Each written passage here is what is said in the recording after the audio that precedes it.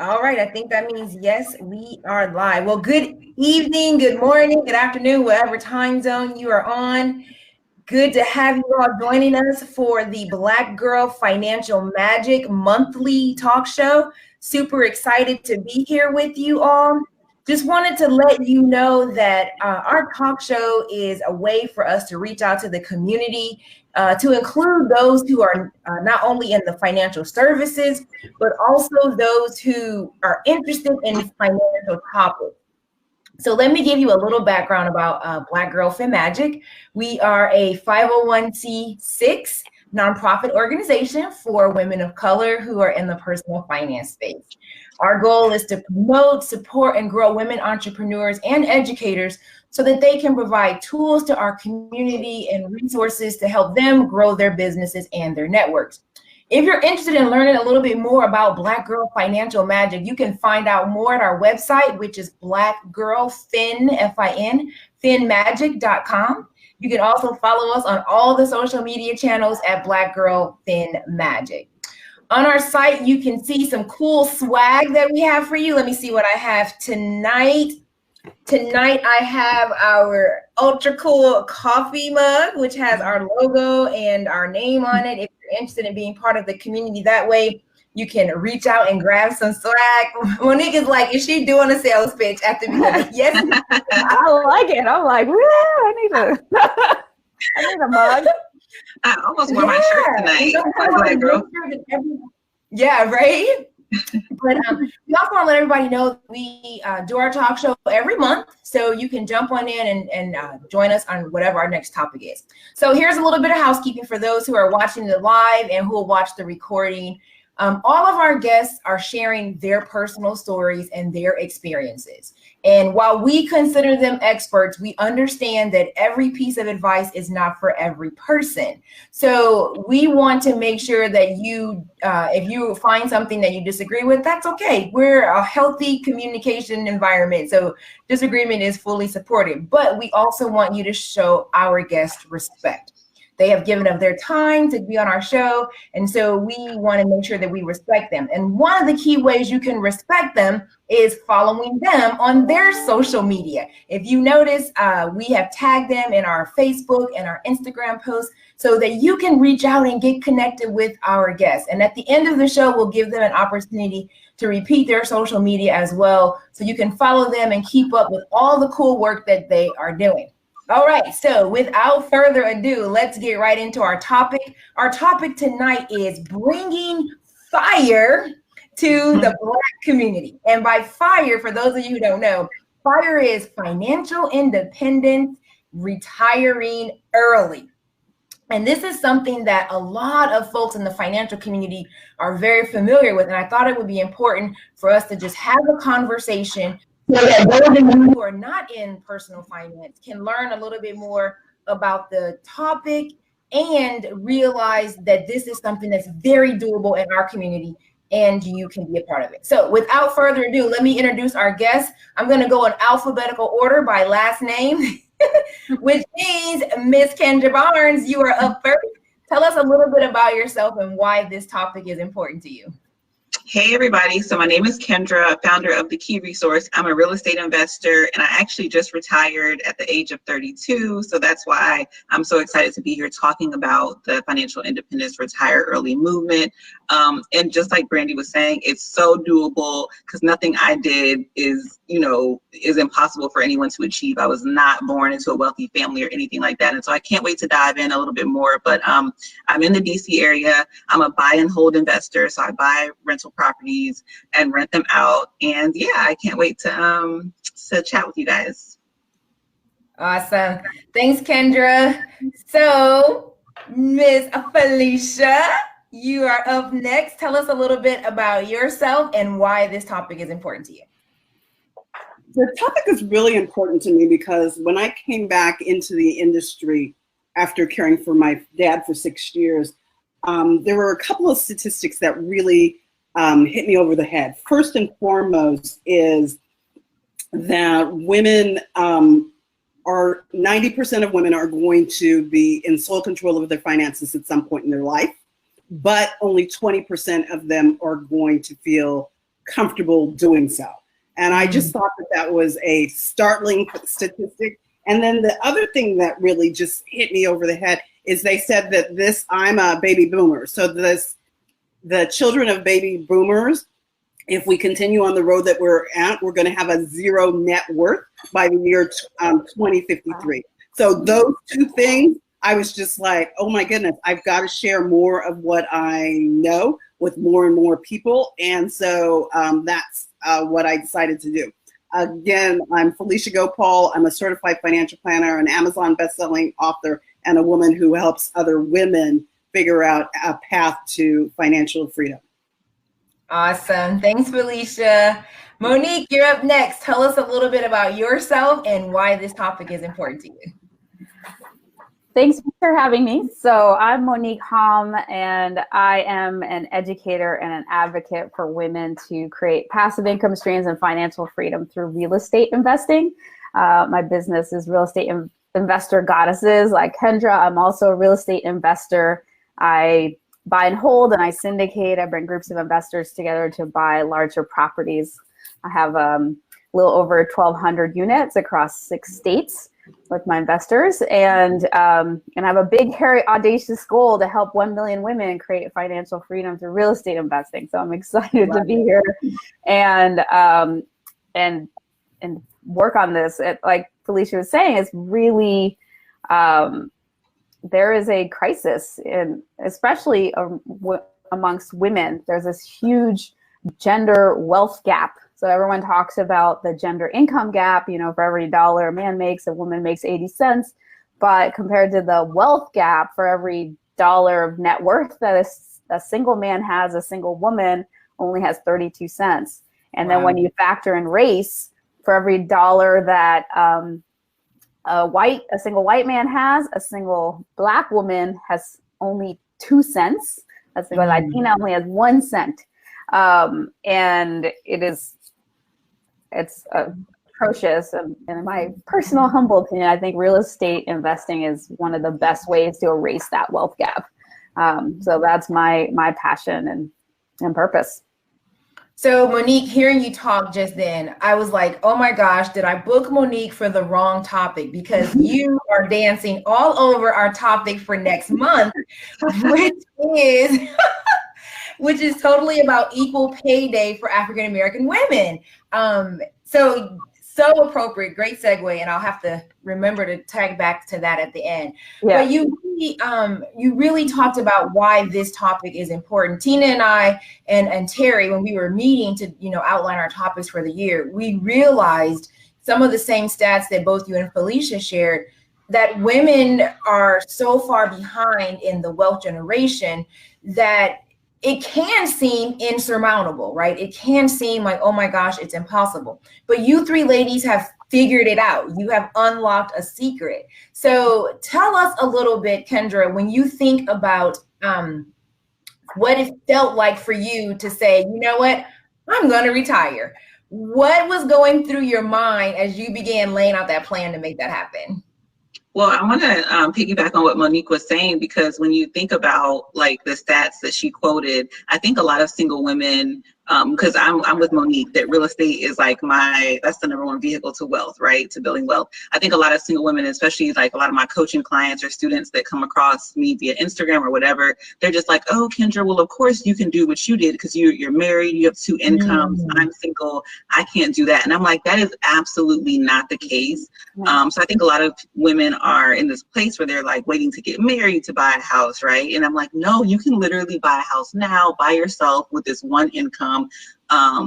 So that's one thing. And a lot of my coaching clients end up being single women. And so I have coaching clients who have purchased like 4-unit properties by themselves. I have a coaching client who bought her first property in grad school, like by herself. So it's so doable, but I think people need to see an example. So that's one thing that's missing in our community, is being able to see that example. And so that's why it's so great that we're all doing what we do to show like, hey, look, I'm out here, you can do this too. I think the other thing is we don't have these conversations enough with our friends and our families and our coworkers and just people who look like us, to just show them that it's possible. Like representation is so important. And one of my biggest messages to people is you are worthy of wealth. Like, first of all, knowing you're worth it is so important, right? That's like the biggest thing, that we don't even think we're worthy of it. Like, oh, I need to get married first. No, you don't. I wish I had started my wealth building journey before I got married. No one told me, right?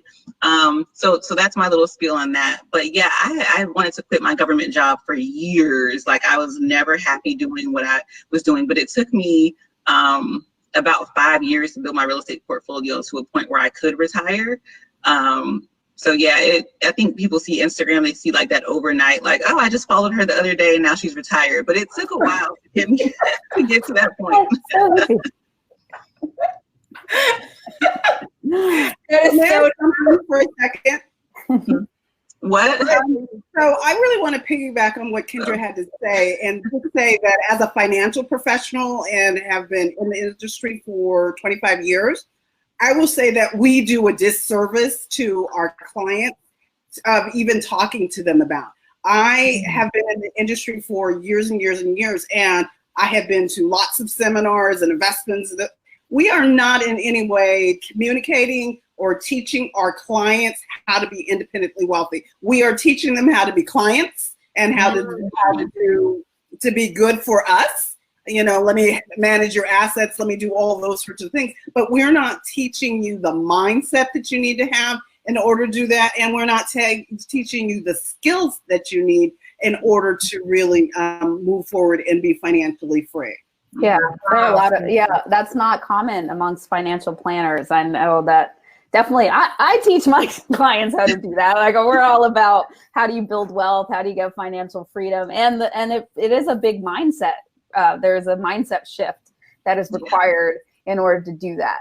All right, and a lot of it, as Kendra was saying, you do need to know that you deserve it. You do need to know, and not just that you deserve it, because I think a lot of us are.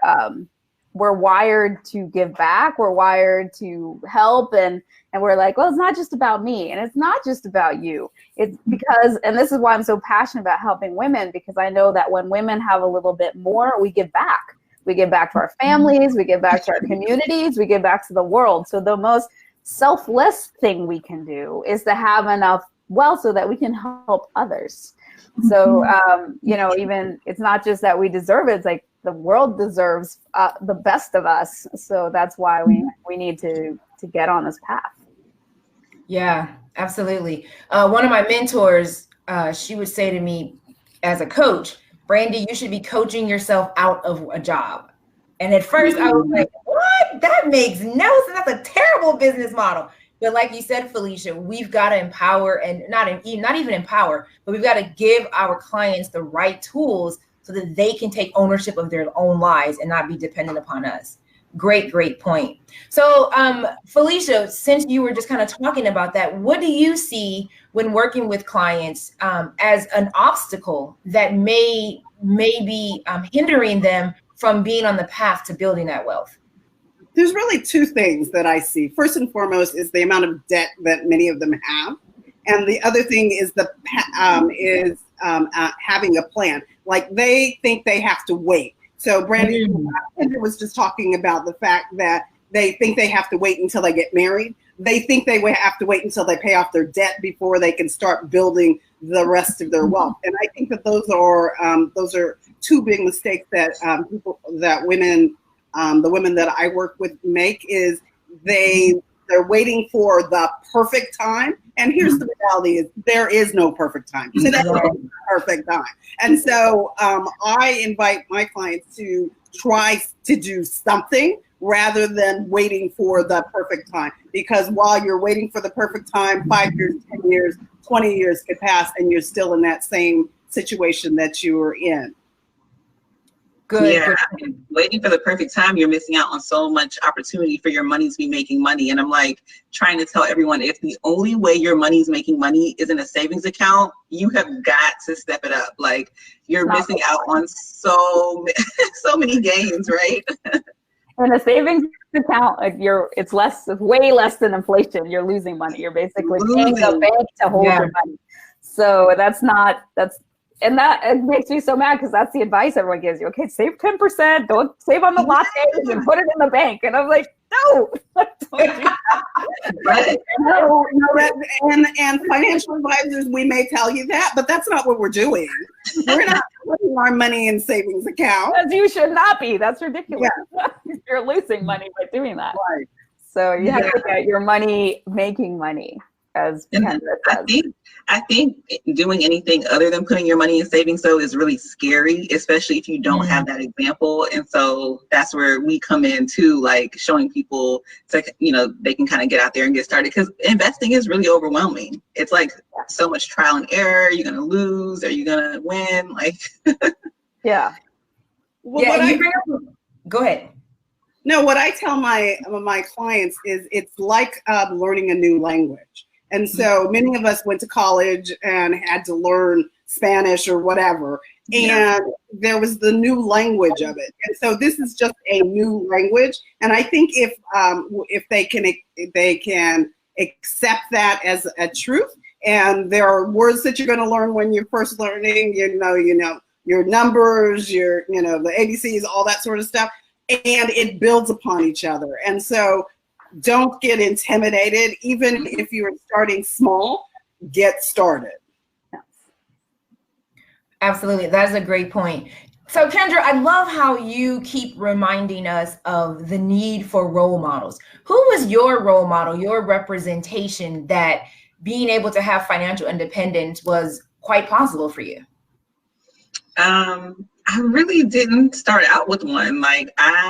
That's a part of my real estate journey was I didn't even have anyone to look up to. And that's why I say, anyone who's watching this right now, anyone who's ever seen any webinar or speech that Monique has done, anyone that comes across Felicia or you or anyone else in this financial industry, you guys are starting out better than I did, because I literally just kind of stumbled into real estate and just kind of went about it and made some mistakes. And now I'm able to teach people from my mistakes, right? So I really didn't have one. Even my family now, they think my husband and I are crazy. They're just like, why don't you just work longer? Why do you, you guys are doing too much. You're taking on too much risk. They literally think we're insane. And so it's kind of like that old school versus new school mentality, where it's for my parents and their generation, retiring at whatever age and working until that standard retirement age and getting that check was that's their golden standard. But for me, it was just different. I didn't like the job I was in, but I also wanted that freedom. And I felt with my government salary, there was a cap on how much I could spend. There's a cap on how much free time I had, how much leave I could take, vacation time. And I wanted to get to a point where I could just do whatever I wanted. I also get a lot of questions too, well, I'm 33 now. So I'm 33, you're retired. What are you going to do all day? And so retirement for me is not literally not doing anything all day. It's just that I don't have to work and exchange time for money. Right. So my real estate investments fund my lifestyle, and now I can do whatever I want. I have the key resource, I coach and I empower and teach and all these things, but I don't have to now literally exchange my time for money. You know what I'm saying? So it's that freedom. But I didn't really have anyone. I just I was winging it. Well, thank you for your honesty. And like you said, folks that kind of just stumble upon you from Instagram, they don't know that. So this is good, so that people who are watching will realize it's not always easy. There are folks that have really kind of labored through this, but we can learn from your example. So thank you, Kendra. And I'm going to come back and ask. Well, I'm going to ask the other ladies the same exact question. So Monique, who is your kind of representation or role model to say, you know what, I'm going to push for financial independence? I didn't have one either. Same. Oh, wow. My parents, who are they're Haitian, I'm a first generation American. What they taught me about money and success was that I go to school and I become a doctor, lawyer, professor, engineer. And of those choices, I chose law. I became a lawyer, but I was miserable. I hated it. But that was all I knew. And I was on, I was successful. I was on a partnership track and a law firm, but working like a manimal, and I just hated my life. And the only thing I'd ever learned about real estate was to buy your home, and which is not an investment. It's just, it takes money out of your pocket every month. That's all I got. And so when I went to buy my house, this was 2005 in Los Angeles, towards the top of the last bubble. So for those who aren't in an expensive market like LA, you know, they're like, why couldn't you buy a house? You were a lawyer. Well, an average house price was 600, 700, 800 plus, Wow. in a semi-decent neighborhood. So I ended up buying a property with a friend. He suggested that we buy a duplex together, which we did. But instead of finding a property with 2 equal sides where we could each live on one side, we ended up finding a property that had one much bigger unit, another unit, a converted garage in the back. And we both took a room in the one, and then we became landlords. We rented out the other units, rented out our basement. And before I knew it, these people were paying my mortgage, and I had some money at the end of the month. And I thought, this is kind of cool. And, you know, eventually I got more, and I got into flipping, and then I got into syndication, and then I was able to replace my law income with real estate. Like Kendra, I was able to retire. So I'm retired. I'm financially free, even though I do what I do because I love it. You know, helping women, and it's my passion and my purpose, but I don't have to work. So right now I'm in Belize. We're going to be doing a retreat here at the end of the week. But I have this freedom to travel and to live the life that I want. And that's where we all can be. Yeah, perfect. Thanks, Monique. Felicia, before I get to the question, you hop on and let us know who was your sort of representation or role model in pursuing financial independence. So I didn't even know about financial independence for years of my professional life. I mean, I really didn't know. I hadn't been familiar with that term, but when I really think about it, it probably would have been my father. My father worked for the military. He ended up retiring. You know, you go in at 20, you retired at 40.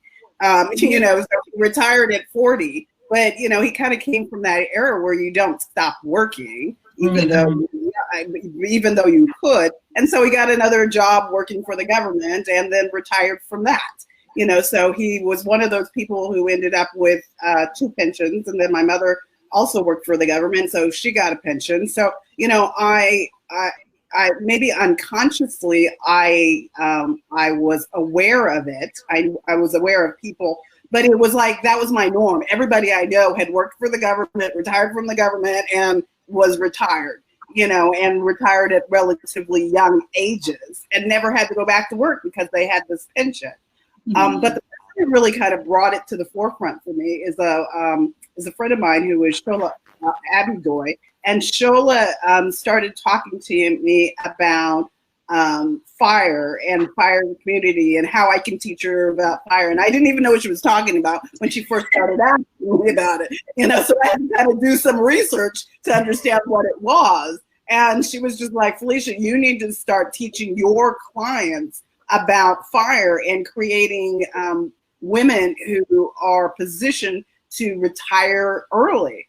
And so that's what I've really been doing since Shola really brought it to the forefront for me. Wow, that's awesome. So we do have a question from the audience. And Ingram D says, I'm exploring investment property, have a stable job and seller credit, but I don't have a solid emergency fund. We hear you say don't leave your money in the savings account. So what do you have to do to protect yourself? Any suggestions? Oh, okay. Kendra going to go first. No, yeah, don't misunderstand. You definitely need money in savings, but especially if you're going to buy rental properties. I know Monique will probably back me up on that, but I was thinking, don't let that be the only way your money is making money. Don't let your money only sit in savings. Like, it's really good to have other investments. So, right, Monique, Felicia? Yes. Yes. We'll still need some emergency funds. Yeah. Anything you want to add to that comment, or you agree? The only thing that I would add is to be smarter about your money. So do you need to have $10,000 sitting in savings? Perhaps not. But, they've got these high yield savings accounts where you could be making, 2% on, and the other $5,000 and $5,000 actually in saving. And so, it's oftentimes a matter of being smarter about your savings and not necessarily not having savings at all. Right. Yeah. Plus, there are some, so I'm all about real estate. There's some real estate funds. I'm in the process of creating one called the Goddess Fund, geared towards women, where you could get in for a minimum investment of $1,000, and it would be giving you a returns, upwards of 7-9%. But you have they're a little more liquid than, say, just being in a property. So there are ways that you can have your money working in certain investments that are still more liquid, but and you could get to them if you really needed to, but you don't. But you can still be having it create an income versus at 0.25%, where you're basically paying the bank to hold your money for you. Yeah, definitely save. Yeah, because especially if you're looking to get an investment property with a mortgage, it's important to have savings too, because the mortgage company, the lender, whoever you go with, they're going to be looking at your finances. They're going to want to see that you have some savings, and so that makes you a better client to lend to, right? So I suggest having like 3 to 6 months of savings, just to start out. That's like a general rule of thumb. So definitely still have savings, just don't put all your money in there. Yeah. And you're going to want cash reserves anyway when you have a property, because things come up. So you're going to need to be able to have some cash on hand, depending on how you're investing. But if you're buying houses, then, things happen. So you always need some cash. Awesome. So Tina pulled up for us that the FIRE movement recommends saving 70% of your income.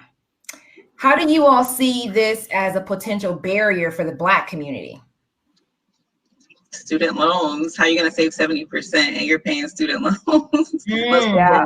That's a reality for most people.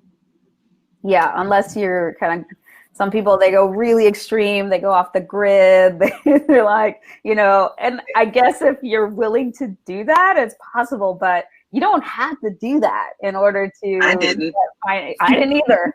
I did have student loans. So you can't, that's not reasonable for the vast majority of people, but you don't have to do that. And so a lot of people are like, well, if I can't say, and even like for some people, saving 10% is a stretch, but whatever you can save. And if you try to get it making as much money as possible, so that you can build. Plus, there are a lot of strategies through real estate that aren't where you can wholesale, you can do other things where you can get money through real estate without actually having to invest money. You're just investing your time.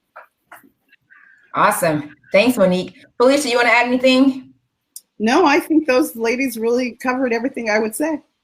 So my follow-up question, and Kendra sort of answered it earlier when she was talking about people often ask her, what is it like to be retired at such a young age? So Monique, I'm going to pop that question to you. How do you define your retirement?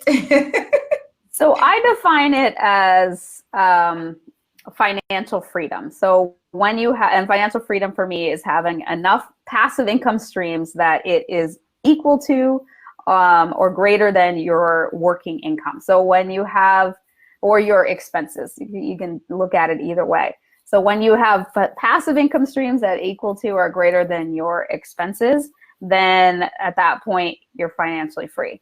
And at that point you can retire, if you choose to.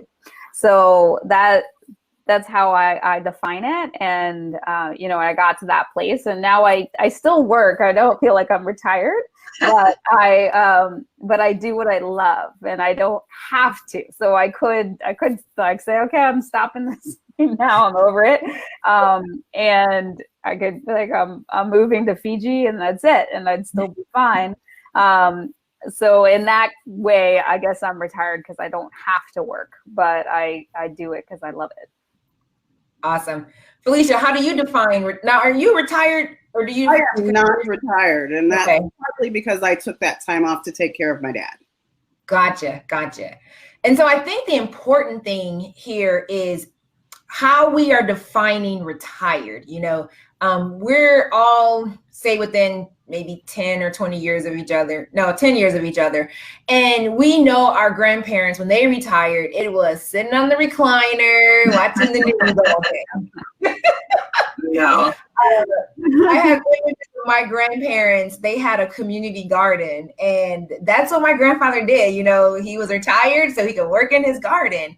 And so sometimes I think when we in the Black community, when we hear retire early, we think sitting on the lazy boy, watching television all day, or just kind of not having things. And I really think that you all are great examples of the retirement that we're really talking about is retiring from, like Kendra said, retiring from trading time for money, retiring from the income caps set in place by your employer, retiring from limited vacation time, retiring from, like Kendra said, you only have so many days of leave and you have to figure out how to make that work for a whole year. So Monique, you really kind of summed it up. It's that financial freedom, that freedom to say, you know what, here's how I'm going to spend my time today, and not needing someone else's permission to do so. So thanks, ladies, for being great examples of that. But I also wanted to really kind of zero in. You all have mentioned a desire to serve women in the Black community, or women in particular, but tonight we're focusing on women in the Black community. You all have expressed the desire to educate them. What do you think are some of the challenges that women have in getting access to this kind of information? They think it's a man thing. Has been one of the experiences that I've had, is they think it's a man thing. They think it's something that they can't learn, or they've had an experience in the past where somebody made them feel less than good about themselves and how they handle money. And so they've abdicated it. So one of the things that I have seen again and again is women who have really just abdicated responsibility in this area to somebody else. Wow. Yeah. Wow. Oh, wait, sidebar. I see another question. I feel like we should really tackle this. This is another I one. was going to jump to that after this one. You were? I was like, ooh, that looks good. I know that's you all sweet spot, so I was saving it.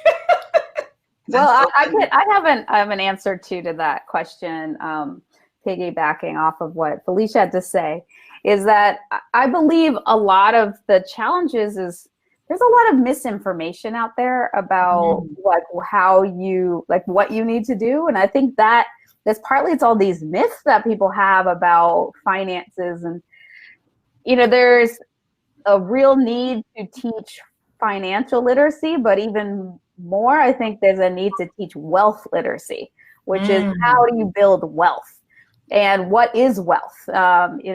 Which design, you can look at as your net worth, what you own minus what you owe, your assets minus your liabilities. But how do you, but I also look at it as creating financial freedom. So we aren't taught how to do that. We're taught to trade time for money. We're taught to put money into savings accounts that make nothing. We're taught, we're taught a lot of things that, sound good, but then in the end, they don't really get you to that freedom. They don't allow you to retire. And so there are a lot of people that are working really hard, and they're trying to do the right things, but they're doing things that will just never get them to freedom. And so I think that partly it's about busting myths that people have and teaching, teaching the truth about it. So I appreciate shows like this and, any attempt to just reach out to the community and let them know that it's a possibility, because I think a lot of people can't even see that it's possible. I didn't even realize this was possible, because all I knew was become a lawyer, work really hard. You have a pretty good income, but you just have to work really hard. You stick it all in a 401k. Hopefully at 65, you'll have enough money so that you can retire. Wow. And that's all I knew. And I was actually doing a lot better than most people. But if you don't even realize, you're never even taught that there's an alternative, how can you ever get there? I love it. Busting the myths. Thank you so much, Monique. Okay, Kendra, so I'm going to let you be the coin toss. Do you want to answer the question that we just asked, or do you want to dive right on into the safest way to enter real estate investment without compromising your financial security? No, we have to dive into this. And Go Monique, right ahead. I love that. Oh, because this word, that's the thing, like the word safe and real estate in the same sentence. I think this is what keeps a lot of people out. So kind of, this is going, towards both questions, is this fear of losing money is like so great that they're just like very risk averse. And if you are trying to be financially free, if you're trying to retire early, there's no safe way to it. You have to take risk. If you want a safe way to deal with your money, go ahead and park it in a savings account, make less than what's in inflation, retire when you're 65. Literally, you can do that. And here's the thing too, like, I don't want to 9 to 5 bash. If you love your 9 to 5, if you actually want to work there and finish out your career, like seriously do that. It was not for me, and anyone who's listening, if it's not for you, I want you to know that it's possible. So I don't want everyone to think they have to retire early and there's something wrong with you if you don't want to do it. That's the first thing. Second thing is, with any investment, there's going to be risk. And so that word safe is just so tricky. There are safer ways, like Monique said, like there are or easier ways, or like more hands-off ways that you can invest in real estate, like investing in a fund. But typically those safer ways are going to make you less money. So I'm all in, I'm buying the properties, I'm taking the risk, I'm dealing with tenants, I'm dealing with repairs and all these things, and I'm making way more than if I were just to be a private investor, right? Like investing in a fund or lending money to another real estate investor and making like 10% or 7%, but those are still great ways to get started too. So I just get like, it's like, oh, that word safe and investing, it usually doesn't go hand in hand because you're gonna have to take risks, but it's so worth it. It's so worth it. Yeah, and I also want to make a point though that there are ways that you can really minimize that risk, and it's not. And if you think about like the risk of having your money, well, it's like if you're in a savings account, 100% you're making less than inflation, you're losing money, right? Like 100% sure that you are losing money. Doesn't seem like it, but over time, like you're losing money. But if you have it in real estate, there is a value to land. There is a value to property. You do need to understand how to do it. You do need to understand what to look for, how to get a good market, how to get a great team.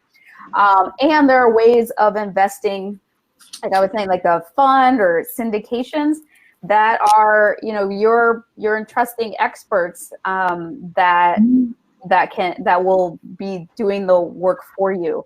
And it's not always bad returns. A lot of our syndications, the returns are, are 20% annualized. So you can still be making a really great return in this way. So I say, like, really think about what is risk. And I feel like if you're putting your money in a savings account, for me, that's not even risky. You're just throwing it away. Right? Like of all your money. There's a certain amount of money you need to have liquid, and it's okay to put in savings, but ultimately you need to have your money growing for you, working for you and growing, or you're never going to get free. Perfect. Thanks, Monique. Felicia, you want to weigh in on this one? I often will talk to, I completely agree, like Kendra, that if you're talking about investing, you've got to take on some risk. For those people who are apprehensive about taking it on, sometimes what I talk to them about doing is ways to invest in real estate without taking on some of the costs. involved, like a real estate investment trust would be one of the ways that you can do it. I like the concept of syndication. There's lots of different ways that you can have your money working for you that doesn't require the large down payments that are necessary. And so talking to Kendra, talking to Monique about how you could do it in their through their coaching is one of the ways that you can educate yourself and learn options that you may not have discovered on your own. Awesome. Thank you. So I'm going to pop another real estate related question to Kendra and Monique, and Felicia, feel free to jump in on this one as well.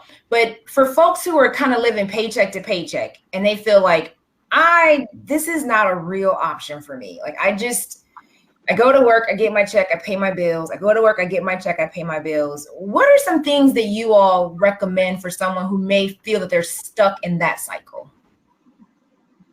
Do what Monique did, and I did it too. She basically house hacked. She lowered her expenses by having tenants pay her expenses.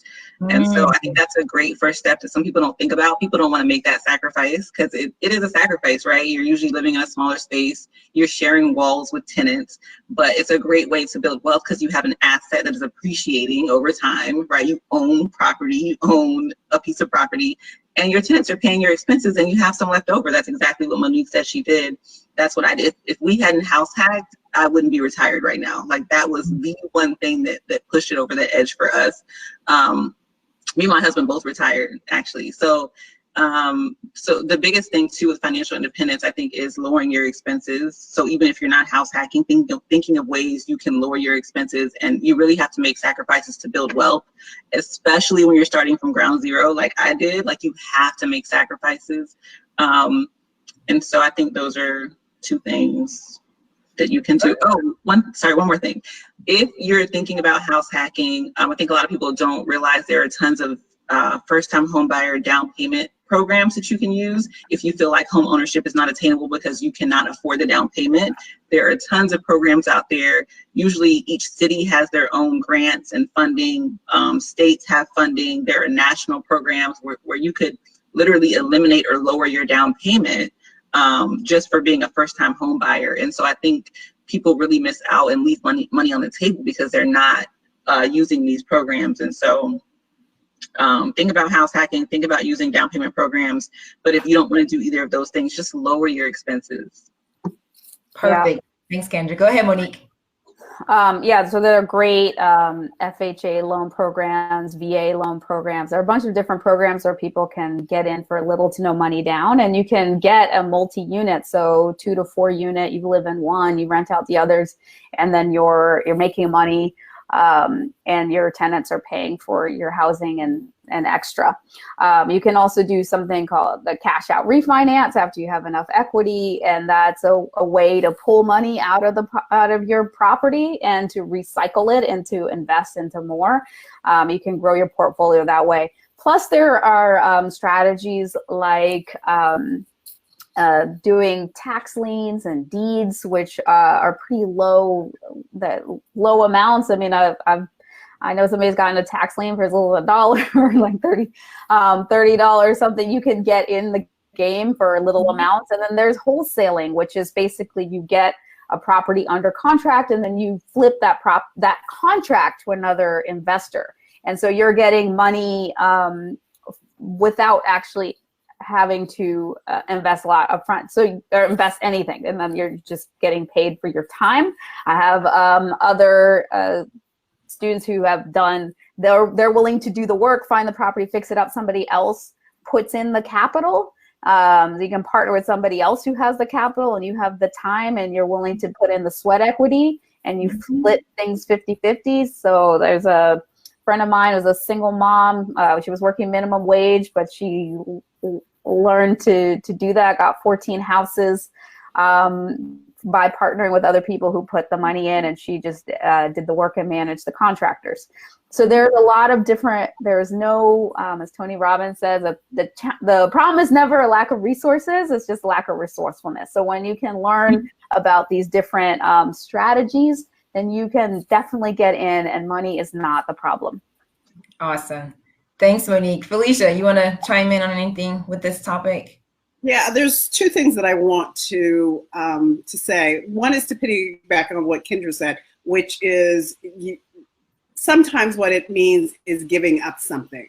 So I had a client when I was living on the East Coast who was in Philadelphia, and she had bought a house right before the Great Recession. And so she had an adjustable rate mortgage, and she was living in it by herself, and the mortgage was getting ready to adjust. Her kids had moved out of the place. It was just her in the house. It was a 3-bedroom place. And so she was panicked about the fact that her house was about to adjust. And I said, well, you've got these 2 other rooms. Why don't you just get tenants in those 2 other rooms? And she absolutely refused to do that. Absolutely refused to do that. And I had this one particular meeting, and I don't actually know if she lost her house because she was unwilling to rent out 2 empty rooms. And I see that oftentimes is we're so committed to our comfort that we're unwilling to do anything that would be uncomfortable, like having somebody else in our house. And so we're leaving opportunities on the table, money on the table, because we're unwilling to make those choices. So that's the first thing is, and then the second thing about that is I talk to my clients about Airbnb. If you've got an extra room, why don't you just, if you don't want to have a tenant all the time, why don't you just rent it out for a hot second? If you happen to live next to a college, or you live next to the airport, or you live next to whatever, you can get a little bit of money, and that can give you a little bit of cash flow. And that's a great way for people to get into the real estate market without it costing them a whole lot of money. Yeah. I love it. I suggest the same things. With Airbnb, there's so much flexibility. Rent out a basement, rent out a room, and you say when it's rented, 1 weekend a month. You know what I'm saying? People can pay half of their mortgage payment just renting out Airbnb for a couple of weekends at a time, but it does take that willingness to sacrifice. And that's why I think Monique was saying earlier, it is a mindset shift. And for me, if I own a piece of property, if I own a house, people are like, oh, well, if I can't make the payment, they're going to take my house. For me, you have so many options before you get there. You can rent out a room. You can sell the house. If you can't sell it, you can rent out a room. I would even be willing to move out of my house, go live with family, rent out the whole house if I don't want to live with somebody. Like, there's so many options when you own property. Yeah. But you have to be willing to make that sacrifice. Yeah. What's that quote? If you're willing to do what's hard, your life will be easy. If you're not willing, you're only doing the things that'll be easy, your life will be hard. So then sometimes you do have to put some sweat into it, get a little uncomfortable, be able to work hard at the beginning, but it pays off. I love that quote, Monique. So each of you, first of all, thank you so much. This has been a fantastic conversation. I really feel that you've shared some great information and some great tips. But I want to allow a little space for you each to talk about your programs, because I feel like those in our audience, this is a topic that more of us need to know about. And like you said, Monique, it's the wealth building conversation that needs to take place. So I want to give each of you a moment to kind of talk about your current offerings or your current programs, or how you can help people, or how they can connect with you all to continue the conversation, and then also to get on the journey toward building wealth using some of the tools and the resources that you all have access to. Felicia, do you want to go first this time? Sure. So I have, my company does financial literacy courses. And so the first course of my series is Financial Freedom Fundamentals. And it's really built on 2 different concepts. First and foremost is one of the building blocks of financial freedom is your mindset. So the first part of the course really focuses on your thoughts, beliefs, and mindsets that drive people's money decisions.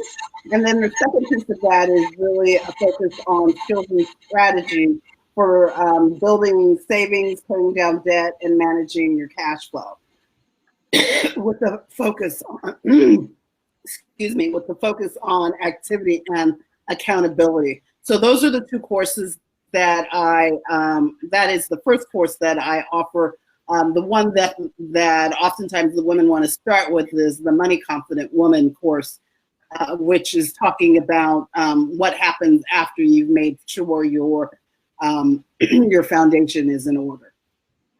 Awesome. Thank you. And we have Felicia's contact information up on the screen, so you can reach out to her via Facebook. Monique, tell our audience how they can work with you to achieve the financial independence.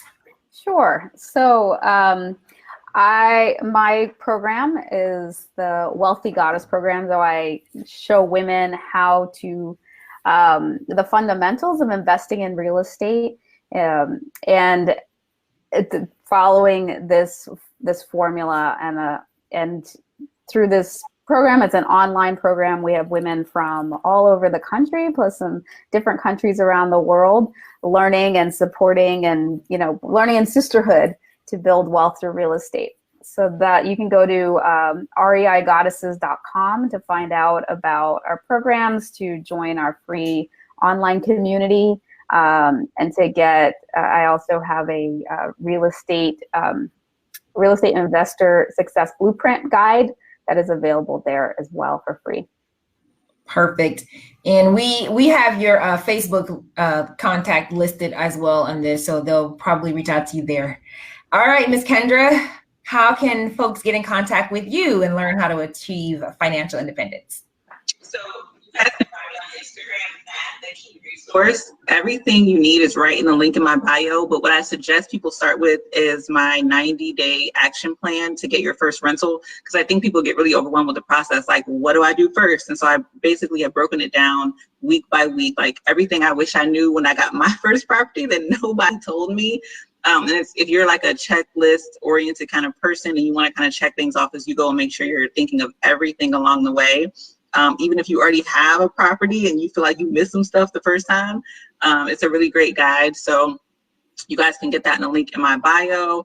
But yeah, if you're watching this and you want to continue the conversation, just DM me on Instagram. I would love to chat with you guys. Awesome.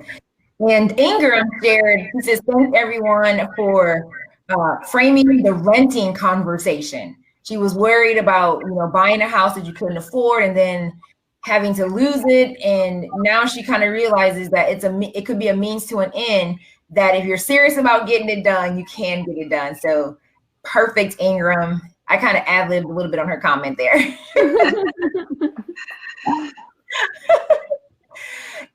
So any last comment that you all want to share with our audience? I mean, this has been such a great conversation. I'm sitting here like, oh my gosh, I need to step it up more. I don't want to be, oh God, I forget what Monique said. One of the things, like, I don't want to be, losing money by having it in the savings account only. I don't want to be that person.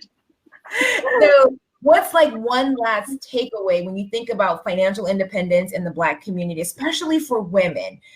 Felicia talked about that at the beginning, how, most women are the ones who are left behind when it comes to this conversation. So what's one takeaway that you all, would say to an audience of women of color who are like hungry for financial independence? What's your one takeaway comment that you share with them? I'll start. So I want to first say that it is so possible. And not only is it possible, but when women get into the game, we tend to be better investors than men. I know with real estate investing, tend to have like 30% better results a lot of the time. So once you get the courage to get in, we tend to do a lot better. So my comment is to just get educated enough and then take action. Awesome. Thanks, Monique. Kendra, what about you? Yeah, definitely just do it. Just get started. Don't get that analysis.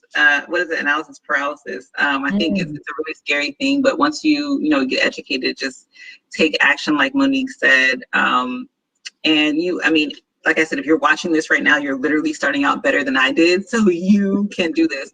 And I know Monique and I kind of made this like a really real estate heavy discussion. And even Felicia talked about Airbnb.